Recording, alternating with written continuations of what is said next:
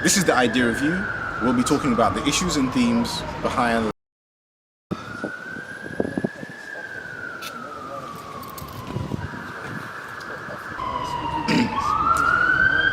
This is the Idea Review. We'll be talking about the issues and themes behind. This is the Idea Review. We'll be talking about the issues and themes within. So if you haven't yet read the book, please pause the video, go and read the book, and come back to the video.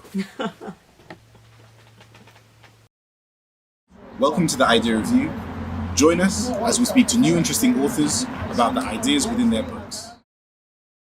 So you have a community of people who, for all intents and purposes, do not exist in their own country. And I think when we consider what it means to be black, which is a very political term that is often misframed and reframed and poorly understood, we forget that people who hail from Africa have been migrated, have chosen to migrate all around the world. And I think I wanted to do two things. Welcome everyone. Greetings. This is another episode of the Idea Review. Today we will be discussing In the Palace of Flowers by Victoria Princewill, who kindly joins me today. For the purposes of this discussion, we will be talking in and around the subjects covered by the book. If you haven't yet read the book, there will be some minor spoilers involved. So please pause this video, go and read the book, and then come back and watch the video to see what Victoria has to say about it.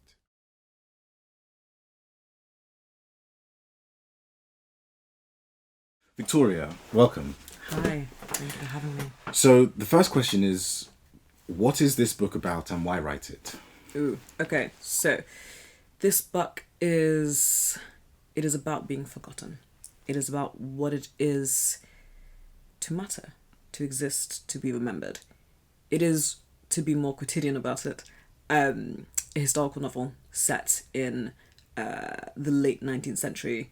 It follows the lives of two Abyssinians who lived in the Qajar royal court of Iran about 10 years before the constitutional revolution. And it follows them as they pursue lives of meaning amidst political turmoil within and beyond the court. In terms of why write it, I would say, one, why not?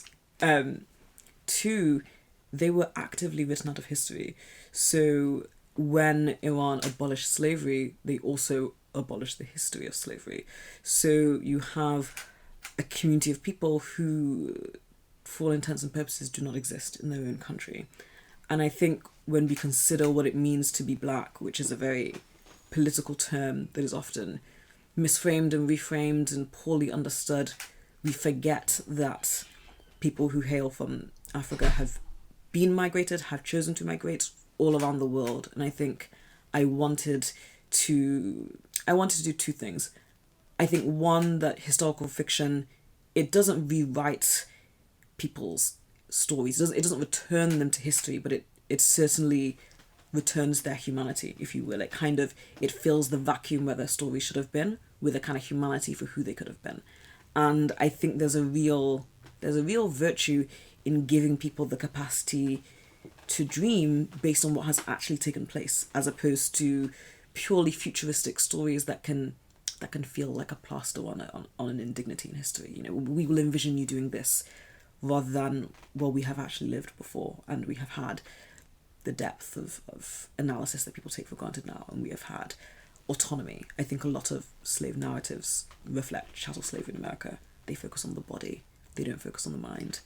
The trans-Saharan slave trade, it centered Abyssinians, particularly in Iran. It thought they were intelligent. I think, slavery is abhorrent and this doesn't make it any better. But I think recognizing that throughout history we have dominated each other as people, and allowing those stories that give room for people's humanity to exist in whatever shape that shows up is an important thing to do in the project of telling stories. Okay, so I think actually that's very noble of you, because not only have you written a book, a story, you have decided to write someone back into history. Mm-hmm. You have made the effort to be inclusive in terms of how stories are told. So the novel isn't only for your gratification, it's also as a historical relic to say this is an account. You've you've turned a small account of a person into a large account of what their life might have very well been like. So I think that's a positive thing, and I think that is something that we'd like to see more in literature. Some things that have meaning. Now, you mentioned the constitutional revolution in Iran. Could you just give us a brief indication of what is going on in the world at the time the book is set, and what the constitutional revolution means both pre and post for people in Iran? Sure. So the novel itself is set in 1895 to 1896, and it's at the end of Nasir ad-Din Shah's reign. And basically what you have happening is a sense of the Iranian people are growing frustrated with the extent to which the Shah and the Qajar dynasty spends a great deal of time courting, British and Russian interests and effectively lining their pockets over, I would arguably say, giving the people dignity. So you have, the two main banks that they have are foreign banks. There's not much investment in infrastructure that is Iranian. There is investment in having, external actors come in and sort of invest and basically just siphon money out of the country. And so you have a real frustration about this. And you have a court that is out of touch with the people. You have people that are fairly conflicted in the different things that they want, and I think that's actually quite commonplace in terms of how we understand revolutions. There's rarely a homogeneous response to a kind of injustice, and so when I thought of these Abyssinians, and you articulate the point that it is effectively based on a true story, based on a true account. I found myself thinking, well, if one is educated, if one is not living in constant fear for their lives, if you are surrounded by people who are talking about this or engaged with this one way or another, how are you going to think about your life? What would it have meant to be Abyssinian living in the same space? And what were your political narratives going to be? What were you entitled to? What could you claim? And that's kind of the locus of the story within the political climate of the time. Okay, thank you. Okay, so we're in the royal court of Iran. There's this big milieu of bodies. We have slaves, we have eunuchs, we have concubines, we have wives, we have ministers, we have princes. Can you tell us about the racial balance of Iran and the royal court, and about what it might mean for there to be a difference between a slave and a domestic slave? I remember at one point in the book, Jamilah comes into one of the residences, and she walks into the kitchen, and one of the domestic workers sees her, and she stops talking and she kind of walks out. There seems to be a difference between Jamilah's status and the status of the other slaves. Can you talk about that? Yeah, no, absolutely. So there were definitely hierarchies, specifically to your original question. So there are different reports on this, but some of the first research I came across put the percentage of black people in Iran particularly in Tehran itself, this is the capital city, at about 13%, which is huge if you really think about it, and therefore the impact on the culture will be huge. I had the Shah's daughter's autobiography, Crowning Anguish. She describes, her first language is an Afro-Persian dialect. This is something that is mentioned entirely off the cuff, but that's the extent to which they really kind of had a huge influence on the royal family itself. And actually, I think that's roughly the same proportion of black people in the United States, actually. Yes, yeah. And you can see the cultural impact there. Precisely, and that was really what I was thinking about when I was thinking, well, we see how much that makes a difference, whether or not, people have dominance in a country. Just the mere fact of existing and having some capacity to sort of move and express themselves, you will see that affect the culture. And there is definitely a degree to which it is frustrating that we can't distinguish between like how much of what might be the culture of Iran right now, or in the decades later, came from the blending of like African cultures with Iranian, and so that to the point of the sort of different hierarchies. So within the court you would have had domestic slaves. For certain, they would have come from different parts of Africa, from Zanzibar and Mombasa and places like that, and it would have been a colorism distinction for one. Okay. And so and it's interesting because when we think of Abyssinia today, we think of, Ethiopia. And what we think of as Ethiopians are certainly not the kind of skin tone that we're talking about with Abyssinians. They were often seen as sort of reddish brown. There was this sort of a different kind of shade. And this was imbued with all kinds of narratives of intelligence and beauty. General nonsense, but people tend to do this, across all kinds of sort of like casting distinctions.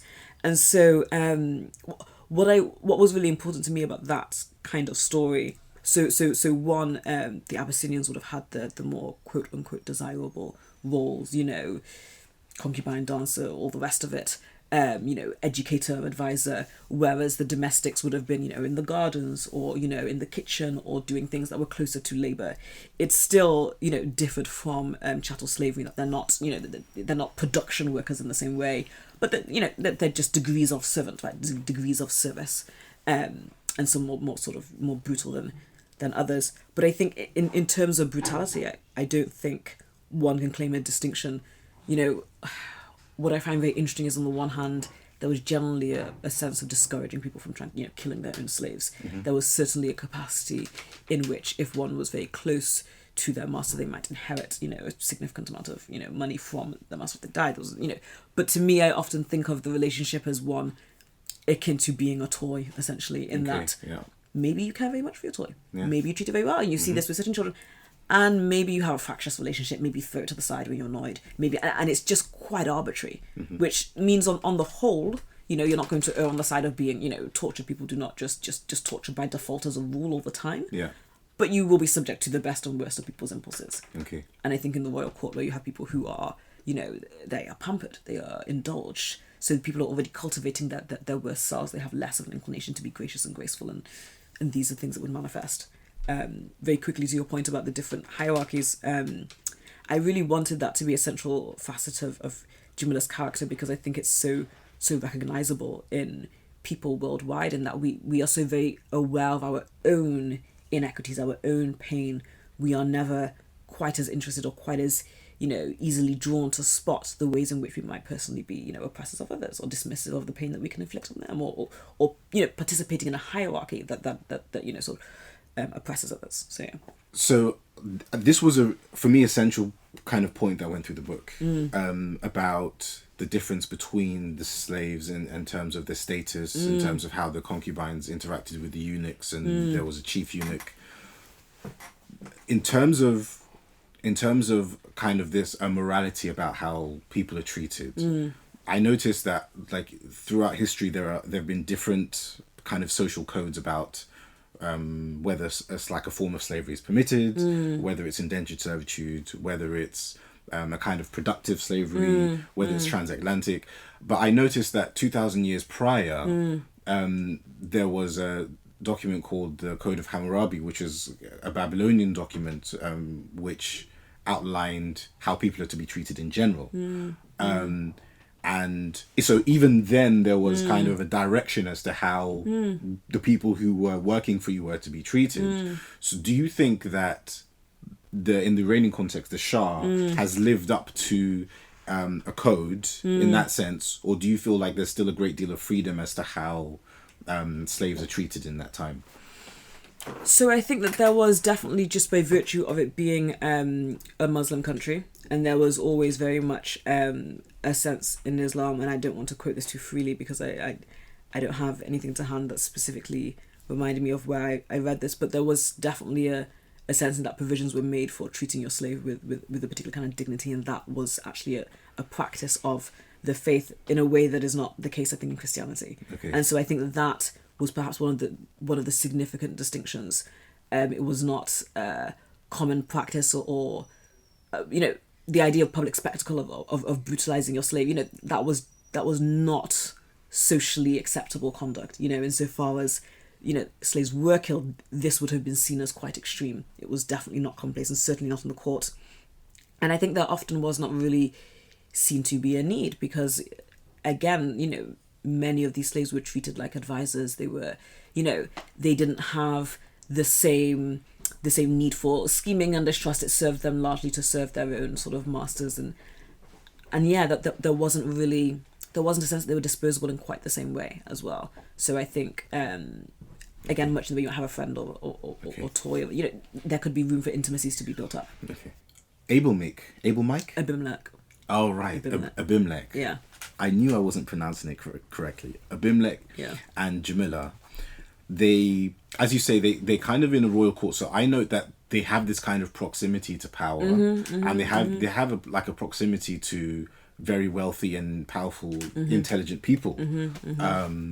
So, and I think there is a difference between that kind of environment and what we call a productive slave who might be working on a plantation somewhere. Jamilah had the chance to learn. She had the chance to read books, although to some degree she had to do it in secret.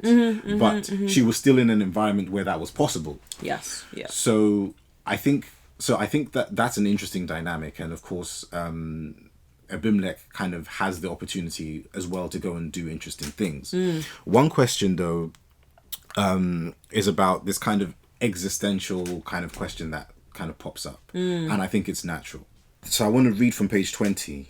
I believe it is Jamilah speaking. She says, "These lives of ours, do they not strike you as strange? I do not simply want out. I want more. Our minds are not mere basins for our memories. The questions of who we are, where we come from, why we live like this, why one society can sell another. I am tormented by them." So that's Jamilah speaking on page 20. And it was really kind of striking to me about kind of the context, because it felt like it was a kind of existential question about why her life didn't mean more. And I just thought it was interesting that that kind of thing could be said in the 19th century, and it could also be said anytime up until today. It's kind of, it feels to me like a human question that humans have asked themselves for a long time. What do you think about that? I agree entirely. I mean, I think the way in which we engage with existentialism as a Western philosophy is very much, well, because it seemed to clearly come around about this point, therefore it must be that we were only sort of asking this now. But I think it's entirely reasonable and realistic that you can be existing within a temporal space and kind of be looking a little bit more abstractly about the world around you. And I think also that often there will be circumstances that pull you out of your everyday experience and compel you to do that. Because, so much of the lives that they live and so much of the lives that anyone lives, if you have a mandate or a set of instructions or things to do, that there are only particular windows of time that you're going to have to really do this. And for me, it was her coming from this funeral and suddenly being like, well, wait, like, I'm never going to have, like, why is it that I'm never going to have this and they're going to, and sort of that sort of really triggering a series of questions that probably lay dormant, right? As opposed to having never existed. And I think that's often what happens. You have that today with COVID. At the beginning, I would hear fascinating conversations about people saying, oh, really, I didn't have to be so, I don't know, driven to purchase this or be as successful as this. And part of me was thinking, why were you ever thinking this? But, but it's easy to take that kind of moral high ground when I have a very different frame of life I've already chosen, right? Yeah. Whereas if you were in a particular frame, you have a particular job, you're in a particular ecosystem, you don't get the time to pause and look around and go, is this the reality I want? Until something external just compels you to stop. Yeah. And then all the things you could possibly think somehow come like sort of fluttering around you, and you don't have an immediate reason to be distracted from them. And I think that's very much what she felt there, especially because at the beginning, this is a funeral that not everyone has to attend. So she is suddenly in this place and is sort of like, okay, and the world hasn't stopped, but she has. And so that's kind of what I wanted to kind of get across. It's not that people don't often even have the luxury to think about this every single day all the time. But when they do, it can kind of hit them like a ton of bricks or something, yeah.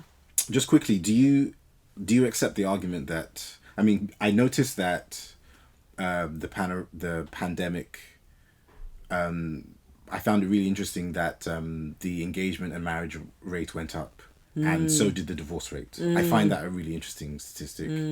Do you accept that kind of capitalism and consumerism has forced people into that kind of space, which Jamilah was in that moment, where she's like, why is this what's going on? Why will I not be able to achieve certain things in life? As in, so by that question, are you sort of indirectly saying that capitalism and consumerism have pushed people to suddenly get married and things like that? No.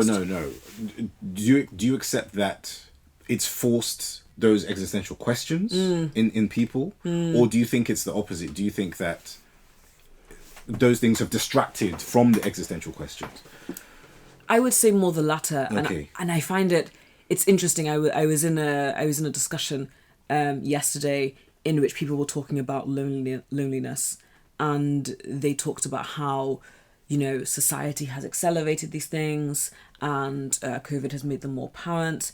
And what I found really telling, whilst I was listening to this, I remembered some research I had done that said that loneliness has been basically around since practically we were people, as long as it has been documented. You know, it was only in the 1800s that we started to think of it as a nefarious thing, as opposed to just a fact of life. Yeah. And I suspect that it's kind of the same here, in that certainly capitalism and consumerism have filled our lives with such distractions that it is harder to that we recognize that maybe we spend less time on ourselves. Okay. I also, you know, there is also documented evidence that interiority as an actual sort of concept of the self was not something that we can spot in history prior to the sort of Renaissance period. Okay. So I think there's something to do with certainly our like psychological like evolutions and so forth. Yeah. But at the same time, I don't think that means that these things are contingent on capitalism and consumerism being around.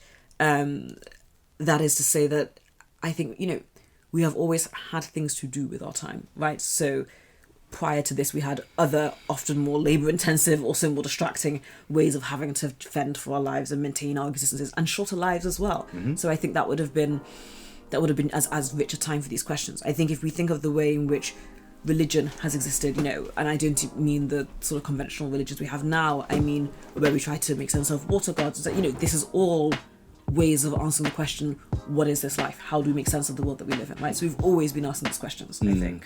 Yeah. Okay, that's fair.